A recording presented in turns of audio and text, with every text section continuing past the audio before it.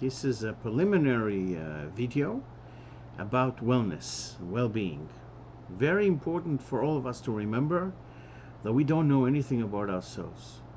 We may research and we may dig into it, but it says, can you research the godliness, God Himself? No, you can't. It is true that God had led a human being in the recent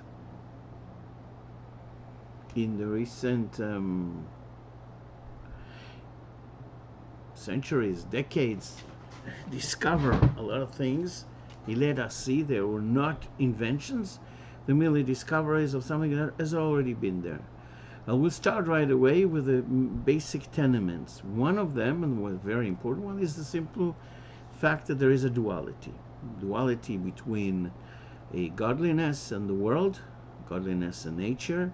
Nature is in the Lashon HaKodesh in Hebrew, means matbea, latbia, to sink in, to hide, to conceal.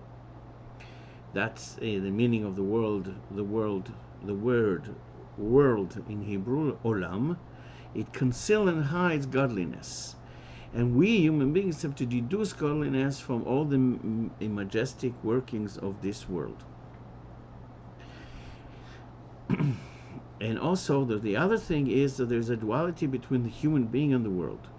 We call the human being a little world, and the world a big human being. Olam katan v'adam gadol. The very important thing to remember, therefore, that every action that we take or not take has a direct effect on the general situation in the world.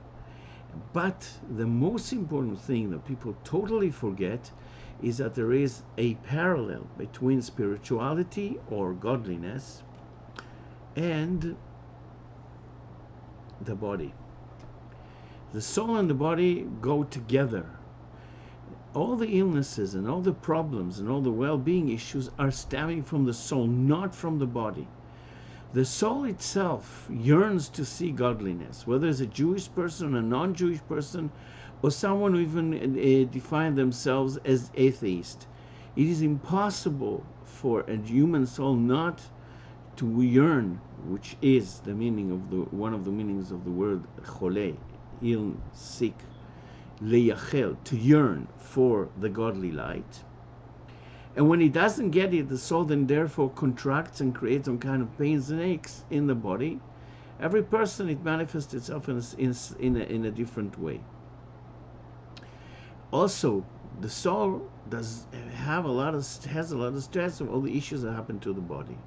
Many people subject themselves to unnecessarily risks, and therefore there's a lot of stress in their life. I don't know, maybe this is the extreme case, but all these wise people, quote unquote, who climbed the Everest, some made it to the summit and never came back, and they're still there in the extreme cold. And some didn't make it, but they were damaged very badly, lost arms and legs and limbs, or the joie de vivre that they had joy of life. And that is very important. People play with themselves. They ride very fast on motorcycles, put up their wheel in the air, jump from, I think it's called bungee jumping, jump from planes without or a descent for quite a while without opening the parachute. All kinds of very dangerous things.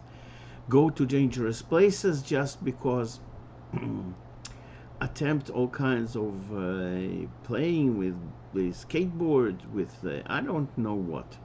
The people are not giving themselves a slack. The very basic of well-being, of wellness in human life, is to let the soul have its light shine. And for that we have to go into the objective way of life, not a subjective way of life. I think this is the right thing. I went to university and therefore I know. We don't know. I've been to university. Universities, I'm sorry to say, what I found out, have been established to deny the existence of God, and that we, the human beings, know better. I have still some students who believe that, or at least one of them in physics, he forgot that the first law of Newton, it was the apple that God dropped on his head, that squirreled his head. Newton didn't discover anything, and God created all this already before. So what's the point? The point is that as long as the person has a real grasp on what's right for all people and what's wrong for all people. And I'll go straight to one of the most difficult situations that the world has always suffered from, and it's very blunt these days: the lack of modesty, especially for young women, and mostly young women, and that they can express their sexual desire, which is very powerful. In fact, the sexual desire, or the right to reproduce by all females, women or animals alike, is the most powerful force in creation. So if you allow a girl to walk around naked, semi-naked, or three-quarters naked, or what have you, or a woman, and is treat herself as nothing but a piece of flesh, then there are issues, a lot of problems, and a lot of murders that happen, and a lot of violence that stem from it, from sexual inappropriate behavior.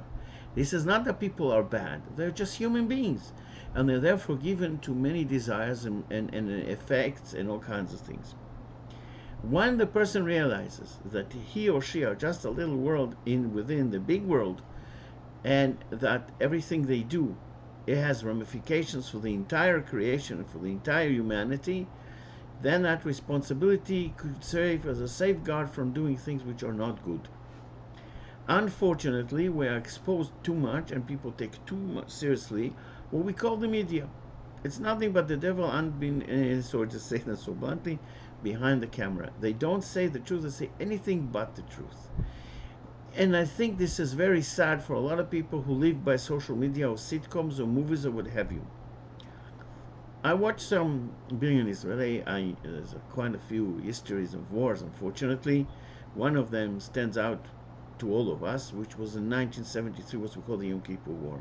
The bravery and the achievements of the Israeli army there, but of course God had helped them, are just unparalleled in history of humanity. Come the generation after that with a high powerful camera and destroys that and tells lies about its own history.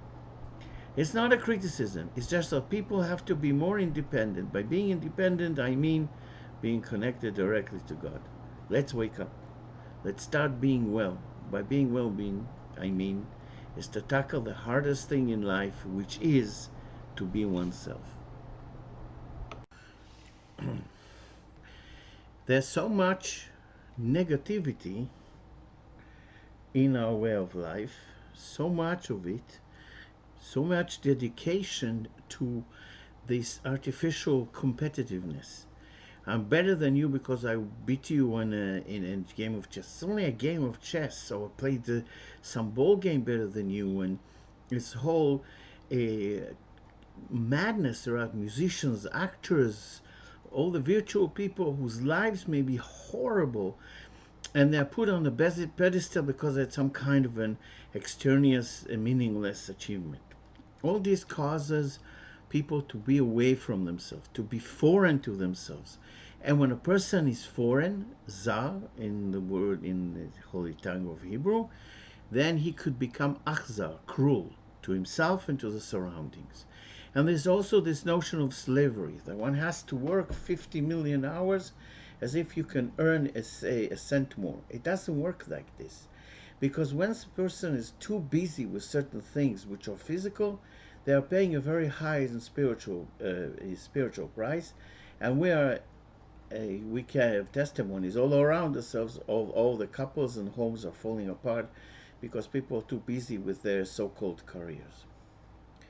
So the first rule of well-being, first rule and the number one rule, is to have a connection between the mind and the heart, the soul and the body, and the human being and God. This is the key for wellness.